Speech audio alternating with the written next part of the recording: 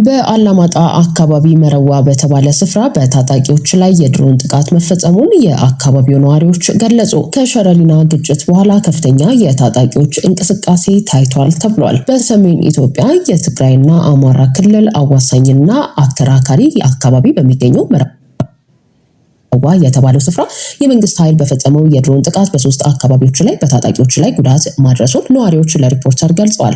በራያ አላማጣ ውስጥ በሚገኘውና ከአላማጣ ከተማ በ30 ኪሎ ሜትር ገደማ ርቀት በሚገኘው መረዋ የተባለው የገጠር ቀበሌ ውስጥ ነዋሪዎች እንደተናገሩት የህወሓት የፋኖና የኤርትራ ታጣቂዎች የሚገኙበት መሆኑንና ከሸረሪና ውጊያ በኋላ ከፍተኛ የታጣቂዎች እንቅስቃሴ እንደነበረበት ነው። በዛሬው ዕለት ነሐሴ 4 ቀን 2018 ዓ.ም ከጠዋቱ 2 ሰዓት ገደማ ላይ በመረዋ አካባቢ የተፈጸመው ጥቃት ታጣቂዎች ለጦር መሳሪያ ክምችትና ለስብሰባ የሚጠቀሙባቸው ስፍራዎች በድሮን እንደተመቱ የገለጹት ነዋሪዎቹ የድሮን ጥቃቱ በዋናነት ታጣቂዎች በተሰበሰቡበት መረዋ ሁለተኛ ደረጃ ትምህርት ቤት አካባቢ እንዲሁም በቅርብ ርቀት የሚገኙ ዛፍና ወንዞች ያሉበት አካባቢ ላይ ጉዳት አድርሷል ብለዋል። መረዋ የተባለው አካባቢ ወደ አማራና ትግራይ ክልሎች ለመግባትና ለመገናኘት የተለመደ አካባቢ መሆኑን የተናገሩት ነዋሪዎች በተለይም በቅርብ ቀናት ውስጥ ከፍተኛ የጦር መሳሪያና የታጣቂዎች እንቅስቃሴ በመላው አላማጣ እንዲሁም በመረዋ አካባቢ ተስተውሏል ሲሉ ገልጸዋል። የነዋሪዎች መፈናቀል እንደጨመረና በርካቶች ወደ ቆቦ እየገቡ መሆኑንም ጠቁመዋል። መረዋን ያለኝ ስብሰባ ነበራቸው መሰለኝ።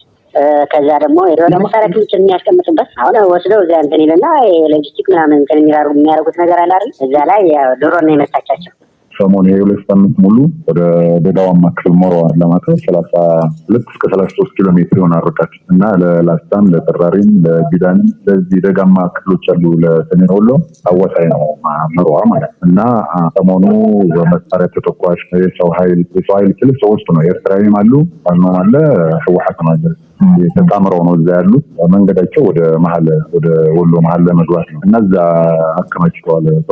ተኳሽም ለከማችተው ነበርና ዛሬ 2 ሰዓት ከ20 አካባቢ ሶስት ቦታ ላይ ነው ድሮን በተደጋጋሚ ታርጌት ነው የተመታው። አይቶል ሁለተኛ ደረጃና ማሐርማዝ ይባላል ዋርካ ያለበት ዛ የሚነበረው እና እዛው አካባቢ ደግሞ ከማይ ሐርማዝ በመቶዎች ሜትር በቀት አካባቢ እዛ ታርጌት ነው የተመታ። ብዙ እንትን ብለዋል ተጎድተዋል። በጣም ይሄ ተጨባጭ ነገር ነው። እኛም እንደ አንድ ዜጋ ስንከታተለው ነበር ጉዳዩ አካባቢያችን ስለሆነ ማለት ነው እና የሚጠፋን ነገር የለም። መውጫው ነገር ስለምናውቀው ወንድም ማጎት ማክስም ተላለ እዛ አካባቢ ታጣቂ በጣም እሷ በር በላይ መውጫ መግቢያ ለሎጂስቲክም ከዚህ በቃ 3-4 ዓመት ሲጠቀምበት የነበረ በር መረዋ ማለት ነው እና በእግር ነው በመኪና ይመጣል መረዋ ላይ ይረገፋል። በግመል ባህያ እየጫኑ ወጥቷል። እንዲያውም ከአራት ቀን በፊት ወጥቷል።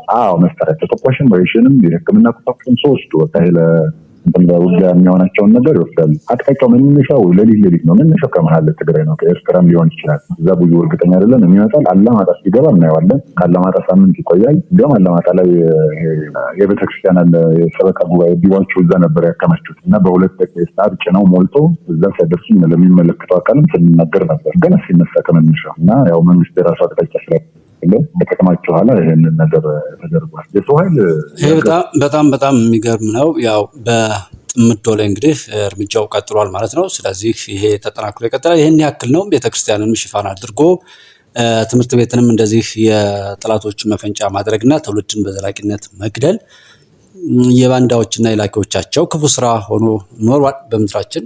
ያኑ አሁንም እየተከናወነ ያለው ማለት ነው። ይሄ ከቦታው ባለው ሪፖርተር በስልክ ደውሎ እያሰማን ስለሆነ ማለት ነው።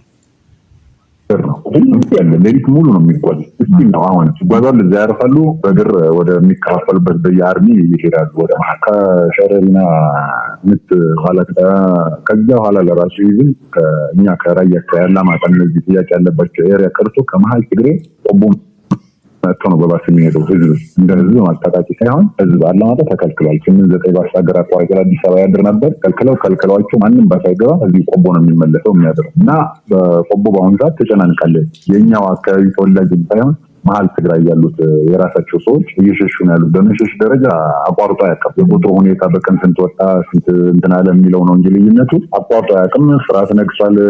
እናቶቻችን፣ ሚስቶቻችን፣ ልጆቻችን ድንጋጤ ላይ ነው ያሉት። ያው ከአቅም አንጻር ነው ወዴት አወጥተን ወዴት እንሄዳለን የሚለው ለመድኃኒዓለም ሰጠን ነው አብዛኛው ዝም ብሎ ያለው እንጂ በጣም ቴረር የሆነ ወቅት ነው ያለነው። የታጣጡ እንቅስቃሴ ያው በፕሮፓጋንዳ እንትን ስለሚሏቸው ከሸረሪና ኋላ ቁጥር በጣም በዝቷል ይመስለኛል። ኤርትራዊም እንዳሉ ከቦታው ያሉ ሰዎች ነግረውናል። በመልክም በቋንቋም ስለሚለያቸው ማለት ነው። ኤርትራዊ በብዛት እንዳለ ፋኖም እንዳለ ዋት ያው የቡድኑ አውራ ነው መሪ ነው እና በብዛት ወደ ደጋ ክፍል በኮረም በዚህ ባለመጣ ወደ መሮዋ በኮረም በዛ አካባቢ ወደ መሮዋ መገናኛቸው መሮዋ ናት። ተራሪ ወንዝ አለ። ይሄ ተራሪ አልፈ ደግሞ የተከዜ ወንዝ ታገኘዋለህ ዋናው መነሻው ላይ ማለት ነው እና ወደ ላሊበላም ወደ ጊዳንም ወደ ሙጃ ኢቭን እስከ አምባሰል ዘልቀው እንደገቡ መረጃው አለ። እነዚህ ሶስቱ ኃይል ማለት ነው እና ወቅቱ በጣም የሚያስፈራ ነው። በጣም ይህ ዘገባ እስከተጠናቀረበት ጊዜ ድረስ ስለ ጥቃቱ ከፌዴራል መንግስትም ሆነ ከህወሓት በኩል ይፋዊ አስተያየትም ሆነ መግለጫ አልተሰጠም።